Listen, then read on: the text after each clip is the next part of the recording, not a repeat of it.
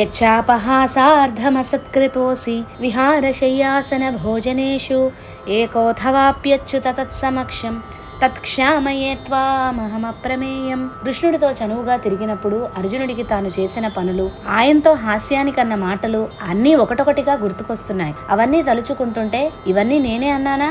ఈ కృష్ణుణ్ణి, ఈ విశ్వరూపుణ్ణి నేను ఇలా అన్నానా అని ఆశ్చర్యపోతున్నాడు. అందుకే మనస్ఫూర్తిగా క్షమాపణ వేడుకుంటున్నాడు. ఓ కృష్ణ, నీవెవరో, నీ అసలు స్వరూపం ఏమిటో, నీ విభూతులేమిటో తెలియక కేవలం అజ్ఞానంతో, తెలియనితనంతో నీవు నాకు బావవి అని, సఖుడవి అని, నీ పట్ల నాకున్న చనువుతో పొరపాటుగా ఏమేమో అనేశాను. మన ఇద్దరం భోజనం చేసేటప్పుడు, విహారం చేసేటప్పుడు, ఇద్దరం పక్కపక్కనే కూర్చొని ముచ్చట్లు చెప్పుకుంటున్నప్పుడు, నీవు నేను ఒంటరిగా ఉన్నప్పుడు, నీవు 10 మందిలో ఉన్నప్పుడు నీ గురించి హేళనగా, పరిహాసంగా, చులకనగా మాట్లాడు ఉంటాను. అప్పుడప్పుడు నీ గురించి 10 మందితో అవమానకరంగా కూడా మాట్లాడుంటాను. ఓ కృష్ణ, అవన్నీ నేను తెలియని తనంతో, చనువుతో మాట్లాడిన మాటలే కాని వేరు కావు. అప్పుడు నీ గురించి, నీ విభూతుల గురించి తెలియకలా అని ఉంటాను. అవన్నీ నీవు పెద్ద మనసుతో క్షమించయ్యా. జరిగిన దానికి నేను పశ్చాత్తాపడుతున్నాను, బాధతో కుమిలిపోతున్నాను, భయంతో వణికిపోతున్నాను అని తన మనసులో బాధను వ్యక్తపరుస్తున్నాడు అర్జునుడు.